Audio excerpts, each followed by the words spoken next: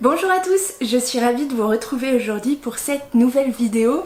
Est-ce que je sors du boulot et que je suis claquée parce qu'on est vendredi soir? Absolument. Est-ce que je suis quand même ultra motivée pour vous faire cette vidéo aujourd'hui? Absolument aussi. Donc c'est parti, on part sur le book haul 2023 parce que je ne vous ai pas fait de book haul depuis mars 2023. Alors vous allez vous dire, oh mon dieu, la catastrophe.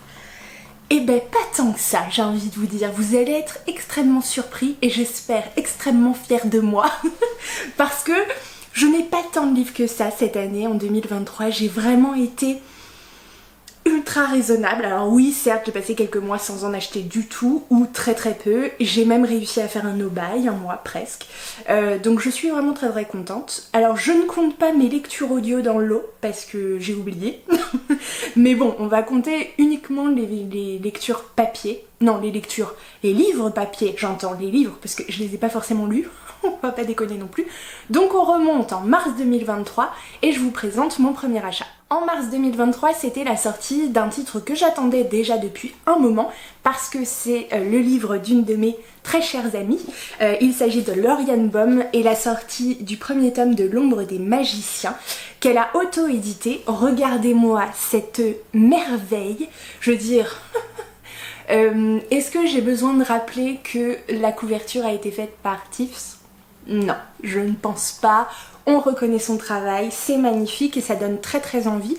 On va suivre du coup Lizzie qui est capitaine d'aéronef dans l'armée de Doya.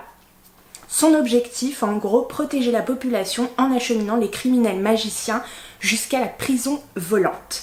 Le jour où elle est envoyée en renfort à la suite d'une attaque de convoi, l'ombre d'un passé qu'elle pensait disparu ressurgit. L'ignorer ou intervenir? Le choix est difficile. Tout remettre en cause risquerait de lui faire perdre ce qu'elle a construit jusqu'ici. Mais, si les conclusions de l'enquête n'étaient en réalité pas celles annoncées par le Conseil des bourgeois. Bref, j'ai super hâte, il faut absolument que je le sorte de ma pile à lire. C'est prévu pour très bientôt, je vous en donne des nouvelles. Et là, vous n'allez pas me croire, mais on saute directement à avril 2023. Oui, vous n'avez pas mal entendu. On saute directement à avril 2023 avec deux achats. Je vous le spoil direct. Il s'agit de deux mangas.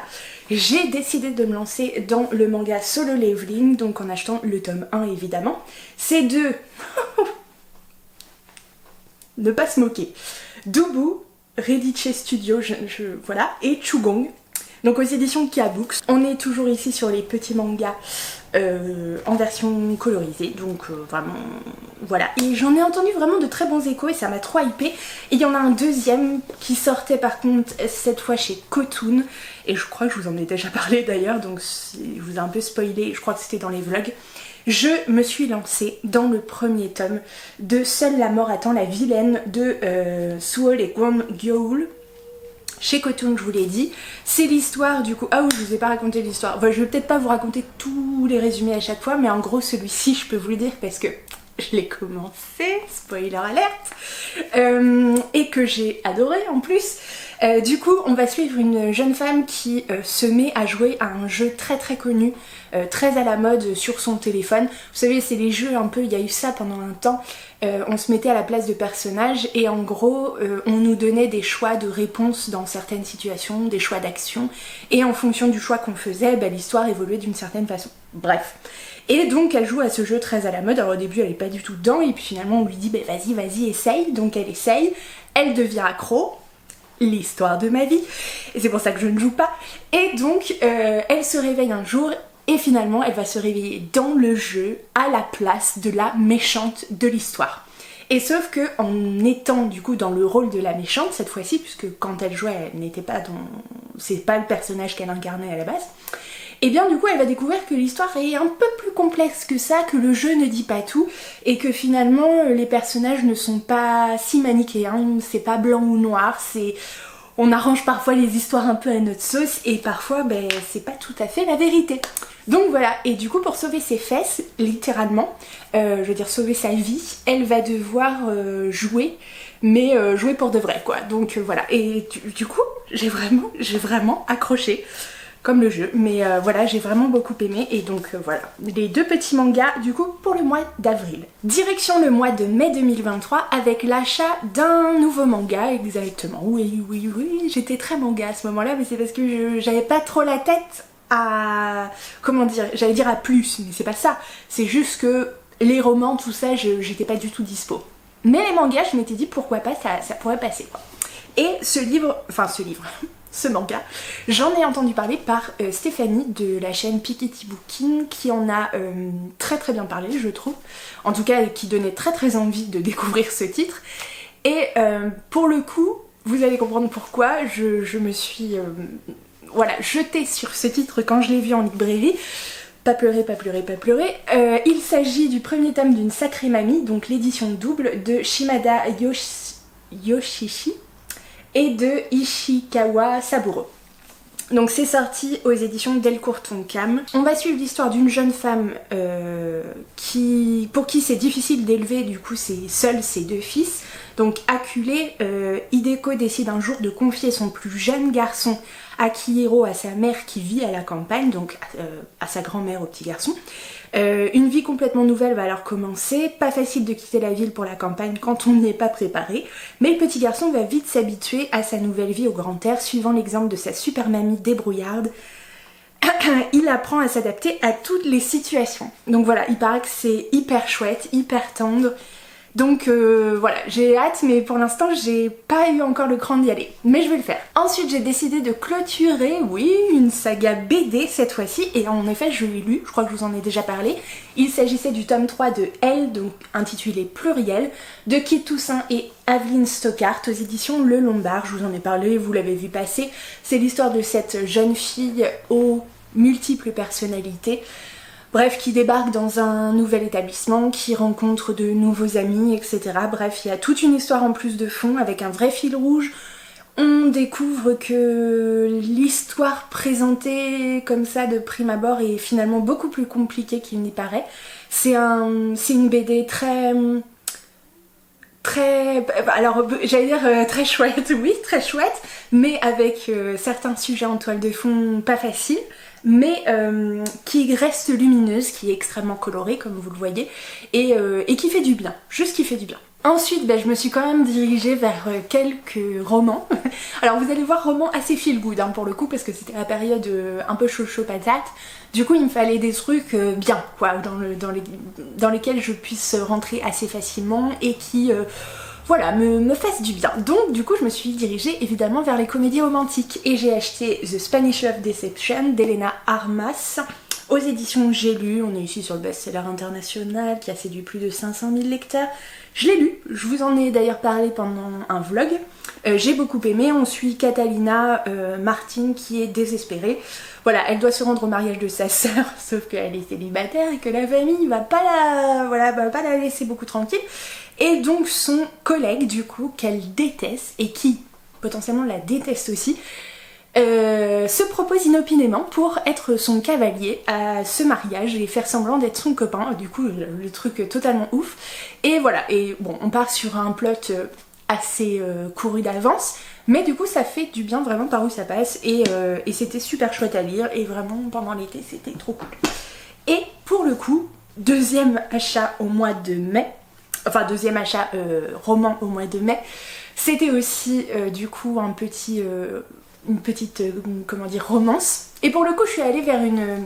Ah, il y a une mouche. Et pour le coup je suis allée vers un duo d'autrices que je connais bien et où je sais que ça match vraiment très souvent, en tout cas il y a de fortes chances. Du coup je me suis pris un petit Emma Green, Oh My Lord, aux éditions Addictive Poche. Donc ici je crois qu'on va suivre une femme qui, avec un père de famille, un veuf, je crois que c'est ça. En débarquant à Londres avec sa sœur jumelle, Sidonie s'attendait à tout sauf à devenir la nounou de Birdie, la petite fille ingérable du richissime Emmett Rochester. Rochester, du coup, je crois que c'est... Alors, si je dis pas une énormité, il me semble que c'est le nom du gars dans Jane Eyre. Non ? Bref, dites-moi en commentaire. Alors que la jeune française vient de perdre sa mère, son nouveau patron, lui, pleure sa femme, disparu 2 ans plus tôt dans un violent incendie.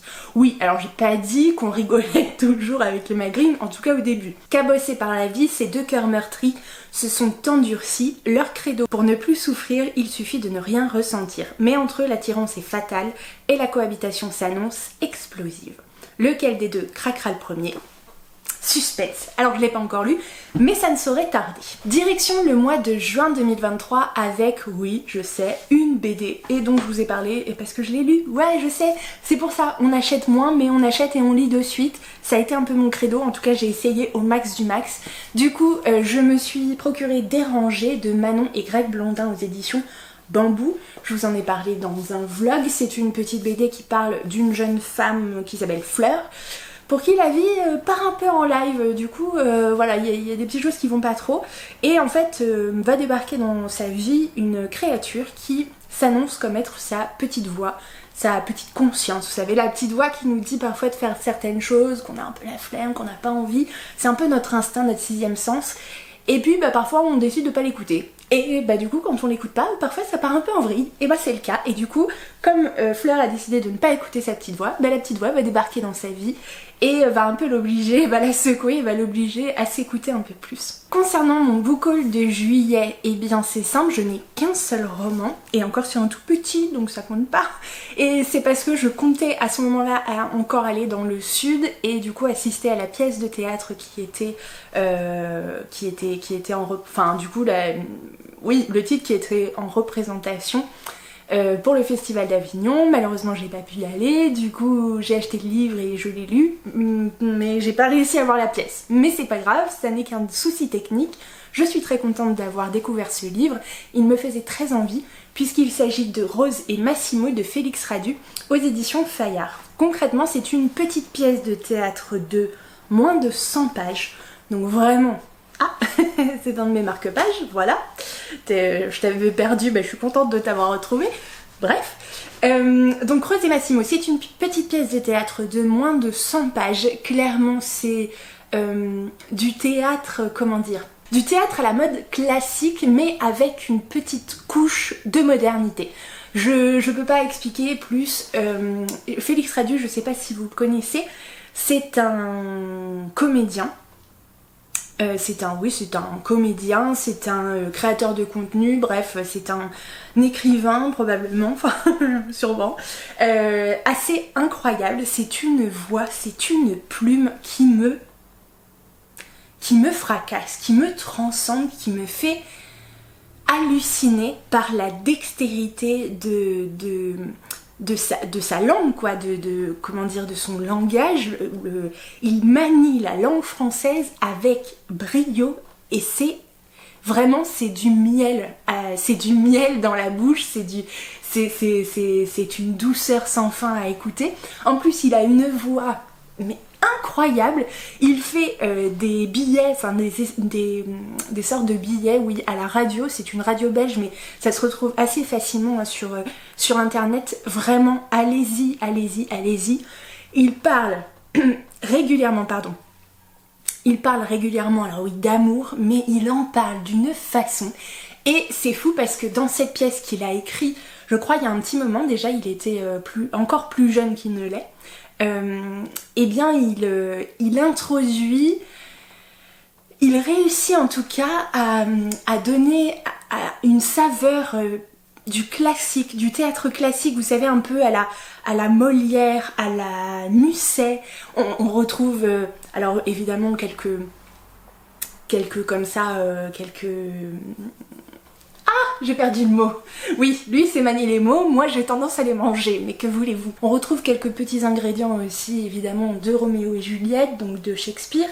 Voilà, il y a plein de choses qui se passent, du coup ça peut paraître assez léger, et finalement il y a des petites choses comme ça qui sont beaucoup plus profondes que le propos comme ça en première lecture. Donc vraiment j'ai passé un très bon moment, pas du tout déçue de cette lecture, qui était vraiment très agréable, et du coup je pense par contre que ça amène à le voir, à l'entendre jouer, mais Je suis ravie du coup de pouvoir avoir au moins cette petite trace de ce comédien que j'admire énormément. On débarque en août 2023 et franchement août 2023 ça ne devrait pas compter puisque c'était une précommande qu'on m'a rappelé parce que j'avais un peu oublié étant donné qu'on est sur le 3e tome d'une trilogie et que je n'ai lu que le 1er tome de cette trilogie, donc j'étais pas ultra pressée. J'ai évidemment reçu le 3e tome de Dave Abad, donc l'Empire d'Or de S.A. Chakraborty aux éditions de Saxus. Oui, il est encore sous blister parce que la flemme et puis comme ça il s'abîme pas. Donc voilà, je vais surtout pas lire le résumé. On est ici sur une fantaisie orientale, je vous en ai parlé, il y a des djinns, une traversée de désert, une romance, des complots politiques. Le 1er tome était super, je l'ai lu en lecture commune avec le groupe de lecture commune Spécial Fantasy et c'était un super moment. Donc voilà, j'ai hâte de me replonger finalement dans cette trilogie, c'est un petit rappel. On enchaîne avec septembre 2023 et là pour le coup je m'étais réservée, je vous avoue un petit peu, je savais que ce mois allait être spécial puisque on allait aux Aventuriales avec mes complices de toujours, Lauriane, donc l'autrice Lauriane Baum et Laetitia du coin lecture de Galay. Et voilà, j'avais repéré en amont, en tout cas j'avais essayé de repérer en amont les titres vraiment qu'il me fallait de toute urgence et je suis assez fière de mon bilan parce que j'ai été assez raisonnable. Bon, j'ai craqué aussi pour quelques illustrateurs etc, je vous l'ai montré en live que vous pouvez retrouver sur YouTube. Mais niveau livre, je me suis contentée de ma liste, enfin contentée, c'est une façon de parler, mais je suis très contente. J'ai pris la suite de Trina Jones. Vous savez, Trina Jones, je vous en ai parlé il y a pas très longtemps, je crois que c'était dans un vlog, donc ça doit être dans les derniers mois. Je l'ai lu, c'est l'histoire du coup d'une jeune femme badass du coup qui est exorciste en gros. Son job c'est ça, elle travaille avec sa meilleure amie Jazz et un policier du coup qui qui s'est un peu déchargé de la police pour travailler avec elle, donc Alex, et ils interviennent sur des possessions, des maisons hantées, tout ça. Bon, le truc un peu classique de base et tout. Sauf que, voilà, ça n'est que le début de l'histoire, vraiment. Ça part en live, j'ai adoré du coup ce rapport à la magie, aux démons, aux anges, à leur bataille du coup sur la terre, aux fantômes, aux esprits, aux poltergeists, à ces différentes formes de magie aussi puisque Trina, pour se recharger en énergie, puisque du coup tous les sorts qu'elle avec les sigils du coup qu'elle trace pour renvoyer les esprits dans l'au-delà etc lui prennent énormément d'énergie. Du coup pour se recharger elle a une manière très particulière qui fonctionne chez elle et que je vous laisserai découvrir mais c'est assez sympa. C'est un livre pour adultes, je vous le dis, même si c'est pas non plus tous les 4 matins ou ultra décrit et tout, il y a quand même quelques scènes de sexe, donc à ne pas mettre non plus dans toutes les mains. Mais voilà, j'avais hâte de découvrir la suite parce que vraiment la lecture du 1er tome était ultra bien passée. J'ai été plongée dans l'univers, dans les scènes, dans l'atmosphère, c'était hyper visuel. Ah, vraiment un pur bonheur à lire et du coup j'avais hâte de découvrir la suite puisque évidemment Myrtille Bastard qui est l'autrice nous laissait sur un cliffhanger de folie. Donc je vous ai pas dit mais c'est la saga Trina Jones et c'est édité chez Alter Real. J'ai demandé la prononciation. On peut le dire de toutes les manières possibles mais l'éditrice m'a dit que c'était Alter Real. Bref, de base. Donc je dis Alter Real et non plus Alter Real comme je disais avant.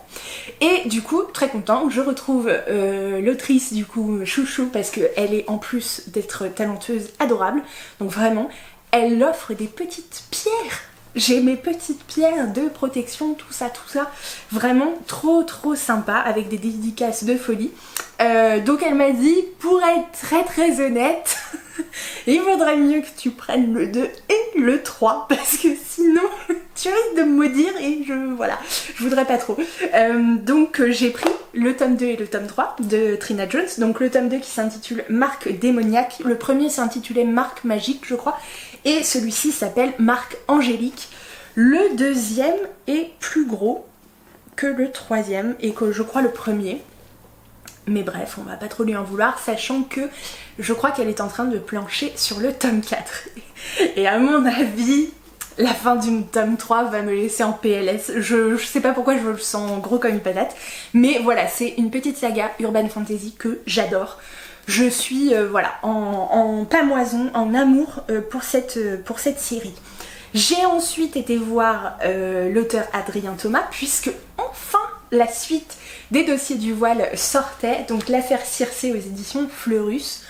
J'ai lu le premier tome, donc les dossiers du voile, c'était hyper cool. On est aussi sur un urban fantasy avec, je crois, une famille, je crois que c'est des sorciers ou des enchanteurs, je sais plus quel est le terme exact, donc pardon, mais c'est Tia Morsez qu'on suit, c'est une flic, elle fait partie en tout cas de la brigade du voile, je sais plus comment ça s'appelle exactement, j'ai perdu, mais c'est la brigade, bref. Il y a un voile qui sépare du coup le monde réel du monde où sont les trolls, les sorcières, les vampires, les machins, les trucs, histoire que les humains se rendent pas compte de la présence de ces créatures voilà, au même endroit qu'eux. Et du coup il y a une police, il y a une brigade qui vérifie que chacun reste bien dans son coin, que personne ne franchit trop la ligne et ne se fasse pas connaître, on va dire ça comme ça. Et donc voilà, et du coup le premier tome était super chouette, il y avait, mais on sentait qu'il y avait du potentiel, il y avait encore plein de choses du coup qui n'avaient pas été révélées, donc j'attendais avec impatience le tome 2, donc je suis très contente du coup qu'il soit sorti. Et le dernier livre que je me suis procuré au mois de septembre pendant les Aventuriales, c'est le premier tome de Tiziri d'Alexiane Delis aux éditions Plume Blanche évidemment. Ce titre du coup il vous a été présenté par l'autrice dans mon vlog de l'année dernière des Aventuriales, elle vous en a fait le pitch elle-même qui était trop bien. Concrètement on est sur un mélange entre fantasy, SF, bref c'est un mélange de plein de trucs. Il y a une forêt, ça c'est ce que je sais, et ça a une vibe de Avatar. Donc voilà, je veux pas trop relire le résumé parce que j'espère m'y plonger dans pas trop longtemps, du coup je voulais me laisser un peu la surprise. Mais voilà, je sais qu'il va être extra, j'en ai eu de très bons échos. Le tome 2 est déjà disponible et il y a un tome du coup d'une autre saga mais qui reste dans le même univers qui va sortir ou qui est sorti ou qui va sortir. Bref, qui a l'air en plus qui est somptueux. Donc voilà, je lui fais confiance pour y aller. Et pour terminer, même si le mois d'octobre n'est pas encore fini, oui j'aurais pu attendre décembre pour vous présenter tous ces livres, mais je me disais bon, sait-on jamais, si la fièvre acheteuse me reprenait un jour ou l'autre, au moins ça se serait fait.